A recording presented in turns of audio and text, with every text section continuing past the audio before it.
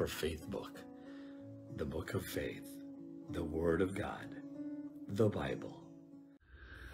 Hello po mga partners, magandang araw po sa ating lahat at welcome po sa ating Sunday edition or Lord's Day edition ng ating FBK. Ang ngayong araw na to ay mapaglingkuran natin at ma-worship natin ng Panginoon ngayong araw na to, and pinagpe-pray po namin ng lahat dyan, Lord, na maging safe at patuloy na mamuhay ng naayon sa kalooban ng Panginoon.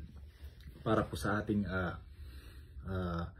FBK text for today po, ang babasahin po natin ay napaka-familiar po to sa ating mga Kristiyano. Ito pong text na to na naggaling po sa Jeremiah 29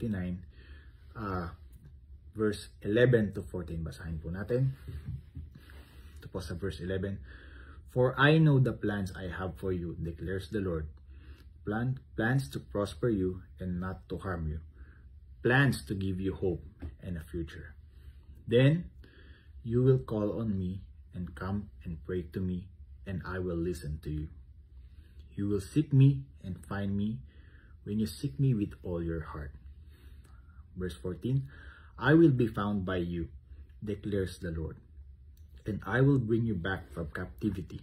I will gather you from all the nations and places where I have banished you, declares the Lord, and I will bring you back to the place from which I carried you into exile.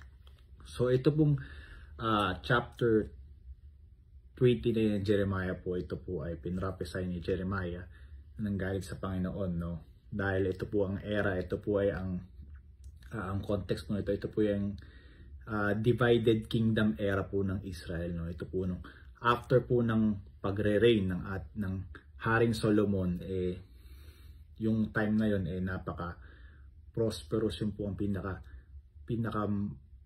malago, pinaka mataas na status ng Israel nung time na yun, kumbaga parang Israel noon ay parang Amerika.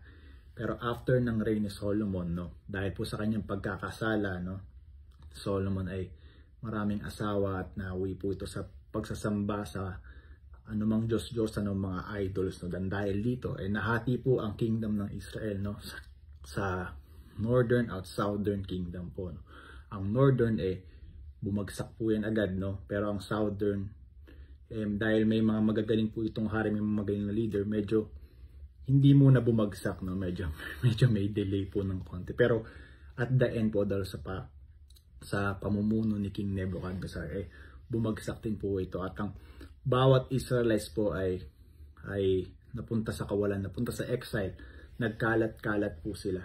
At ang nasasaad po sa chapter na to, sa chapter 29 verse 11 to 14 ay para po dun sa mga exile na yun, sa mga Israelites na nagkalat kung saan-saan, At yun po ang napakagandang sinabi ng Panginoon, na hindi ko pa kayo pinapabayaan. Meron pa akong plano para sa inyo, Kumbaga, ang keyword dito is plan. Bakit ba may plano bakit ba tayo nagpaplano? Di ba? Sa buhay natin, bakit tayo nagpaplano? Ako, nagpaplano kami para yung buhay mo hindi mapunta sa wala o hindi mag-fail yung buhay mo. Kaya ka mayroong plano, di ba? Pero ang plano natin minsan hindi nag-a-align sa plano ng God, Ang plano ng God para sa atin ang mas nararapat o mas ikalalapit natin sa Kanya. Kaya minsan ang plano natin ay nag-fail, dahil hindi yan ang plano ng Panginoon sa atin. Yan yung plano na hindi magpo-prosper sa inyo at maglalagay sa kapahamakan, And paano natin malalaman ang plano ng Panginoon sa atin, Kung babasahin natin ang verse 12, paano malalaman? Sabi diyan na call God through prayer and He will surely listen, Tayo ay tumawag lang sa Kanya through our prayers, sa ating panalangin.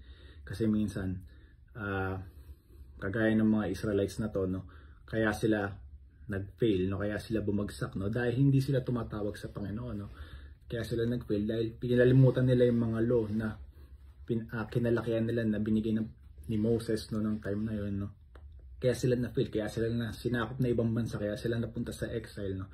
Dahil kinalimutan nila ang Panginoon na hindi sila nananalangin at hindi sila tumatawag sa Panginoon. Kaya tayo, para malaman natin ang plano ng Panginoon, tumawag tayo sa Kanya at manalangin. Pangalawa, sa verse 13, para natin malalaman ang plano ng Panginoon, is we should seek Him with all your heart and you will find Him. No? So how do we seek God? No? How do we really seek God? We seek God through His Word. No? Dahil sa ating pagbabasa ng Kanyang Biblia. No? Sa pagbabasa natin ng Kanyang salita. No? We seek God dahil mas gusto natin siyang mas makilala. Paano ba siya makikilala? Siyempre through His Word. No?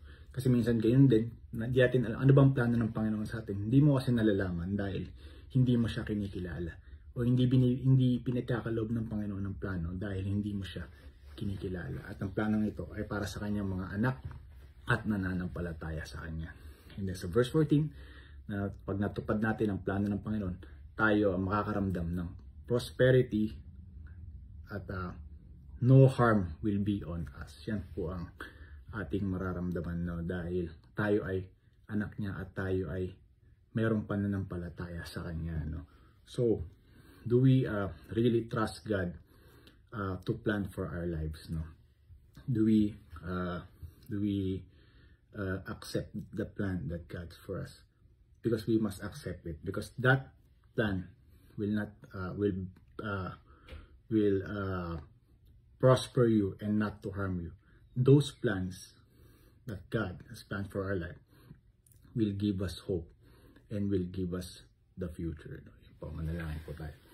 Father in heaven, salamat Panginoon dahil mahal na mahal niyo po kami, Lord God. And salamat Panginoon sa inyong plano po sa amin, Lord God, na kahit na meron kami mga sariling plano namin na medyo hindi nag-aalign sa inyo, Lord God, pero patuloy niyo pa rin kami minamahal at di pinapabayaan, Lord God. Be with us Lord. Be with us as always this day, Lord God, and continue to remind us, Lord God, how do we really know your plan? The plan is to call to you and to seek you, and then we will be on prosperity. Thank you, Lord God, for everything. We praise you and glorify you today, Lord God. Christ name pray. Amen. Happy Sunday po and God bless po everyone.